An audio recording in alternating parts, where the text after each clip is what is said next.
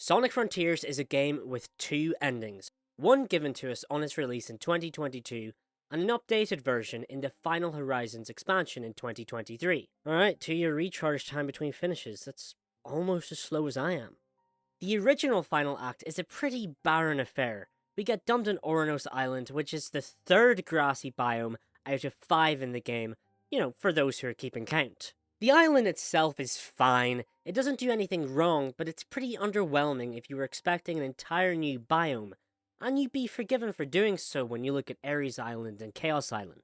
Oranos Island culminated in the boss fight against the Supreme Titan. Now, up until this point, Titans were action-packed ordeals that drowned the player in Kellen Quinn vocals and gave us a sweet fan service Sonic fans had been yearning for years. And then there's the Supreme boss fight. You can beat this thing in seconds, it just boils down to hitting it a couple of times, way too easily by the way, and sitting through some plain-looking QuickTime events. This is followed up by the second phase where Sonic and Sage team up to fight the End before it can realise its true form. This phase is essentially just for cinematics, and whilst I do like it a lot, it's built on the flimsy foundation of the anemic first phase. There is an extra bullet hell phase of the boss fight if you're playing in hard mode, and from a gameplay standpoint, it's, It goes on far too long, and dumping a bullet hell mode in the middle of the boss fight harms the already stunted pacing of the gameplay. I'd say this whole boss fight is the largest warning sign to the fact that this game's final act was barely finished in time, which is something I've had to say about Frontiers a lot lately. At the very least, the bullet hell phase has a nicely put together monologue from the End, which helps add to its overall menace. I'll play a brief clip of it here. What can one mote of golden light illuminate within the abyss?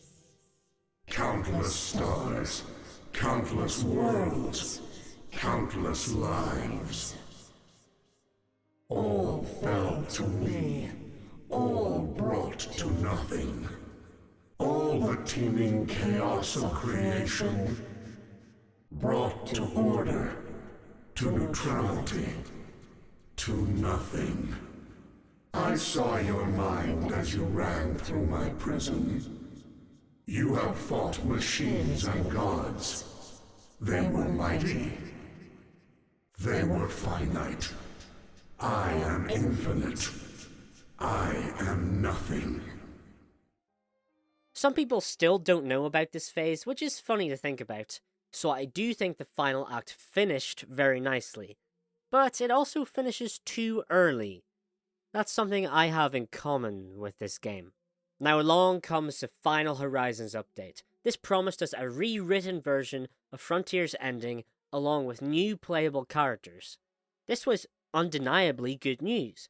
It's a free update that will rectify the weakest aspect of Sonic Frontiers. Now gameplay-wise, Final Horizons significantly fleshed out Oranos Island, giving us opportunities to play as Tails, Knuckles, and Amy as they try to help Sonic prepare to face the End. Now these gameplay segments push Frontiers' engine to its limit, since it wasn't really built with the new playstyles each character had in mind. God forbid you left the momentum slider up whilst playing as anyone but Sonic. One tap of the control stick would send you flying straight to the Ark Space Colony. Yes, the new playable characters were janky to play as, but I'd say it was a fun experience overall. The greatest benefit of the expanded character roster was simply getting to spend more time with them. Getting to see the situation on Starfall Islands from their point of view, and witnessing the sacrifices Tails, Knuckles, and Amy make just to help Sonic out, it's a great extra flavour to the story and gets us more invested in what's at stake. Also, there's more interactions for each character around the map with Eggman, which is just interesting to see, since we really haven't had much in the way of one-on-one interactions with Eggman and the rest of the cast over the past few years. On Sonic's side, his mission is to complete a series of trials from the Ancients in order to harness the power they used to seal the End away years ago. To reach the trials, you have to climb a series of towers in a challenging but enjoyable platforming gauntlet. I'd say the towers were my personal highlight of the expansion. They make Oranos a lot more fun to work through. With each trial, Sonic gains new control over his power, and gets to interact with the spirits of the Ancients and learn more about them, and what they sacrifice to defeat the oncoming threat. They now pass that responsibility on to Sonic, helping to sell us on the weight of the conflict that is looming. I don't want to talk about the Master King trial. That should be enough of an opinion on it, quite frankly. Alright, enough of that. What about the actual ending? Well, the Supreme Boss fight has been significantly expanded. It leans heavily into the bombastic Titan fights, which were by far the aspect of Frontiers with the largest positive social media footprint. We got much more fluid quick-time events with Supersonic pulling every anime cliché out of his ass for this fight. The setting itself is much more interesting, with the End's moon form looming over the fight itself. There's a lot more that the player needs to pay attention to in the fight, and of course, the music is as over the top as we all want it to be. Top that off with the rest of the cast getting involved in the fight, a new form for Sonic, and Eggman firing Sonic out of a cannon straight through the End, and we have an amazing boss fight here. It ticks all the boxes of what we loved about the Titan fights, and the quick-time events were much better animated than previously in the game, allowing the fight to ooze its charm all over the screen. Truly, it was a crowd-pleasing affair. But something was lost here. For me, what made the final phase of the original ending work for me, despite the underwhelming fight that preceded it, was the contrast.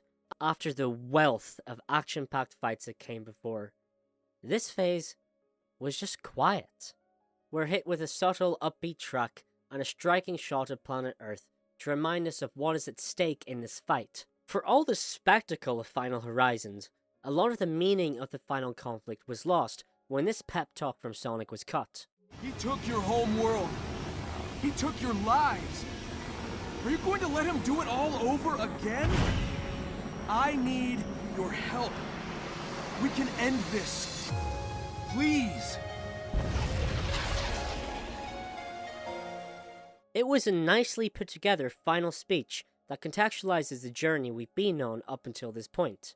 It's the meaning of the ruins we traverse through over the course of the game. The battle is quiet because it can lean on the stakes that have been set up beforehand. It doesn't need to visually bombard us. The soundtrack is soothing as we watch Sonic charge straight towards his goal in a desperate attempt to save the world. I just think the cinematics here, along with the soundtrack, capture the emotions of Sonic Frontiers in a far more effective manner than the Final Horizons boss fight, which is simply the product of a social media frenzy. In the expansion, we lose Sage's sacrifice and her final unheard request for Sonic to look after her father. We lose that alongside this heartfelt line from Eggman before Sonic and Sage head into battle. Be careful, dear daughter. Now, in an ideal world, we'd have a fusion of the two endings. The Final Horizons boss fight could be the first phase. I'm not here to act like I'm above the anime eccentricity of the fight. I love this stuff just as much as you do, so I'd put that part first. Maybe you could even work in the End's monologue from the hard mode bullet hell phase, but then follow all of that up with the original final phase. Honestly, the original ending would be further enhanced by the extra context we receive about the Ancients during Sonic's trials. His dramatic speech would definitely hit a lot harder, that's for sure. And we still get Sage's sacrifice, which is a more fitting culmination of her character arc of learning how to protect those you care about. Besides, she gets brought back in the originals after credit scene anyway, so it all sort of works out the same. And that's about all I have to say on this.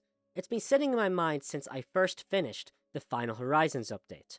I suppose the original ending feels more authentic to Sonic Frontiers, seeing as it was part of the original vision, rather than redoing it and leaning into the metal shonen aspects of Frontiers simply because of their virality. Regardless, both endings are still fully playable, and we can choose our preferred endings ourselves. As far as headcanon is concerned, I'll probably just combine both endings, like I was talking about earlier, so I can get the best of both worlds. But to be fully transparent, when I think of the ending of Sonic Frontiers, the first thing that comes to my mind is the original, because it just hits so much harder.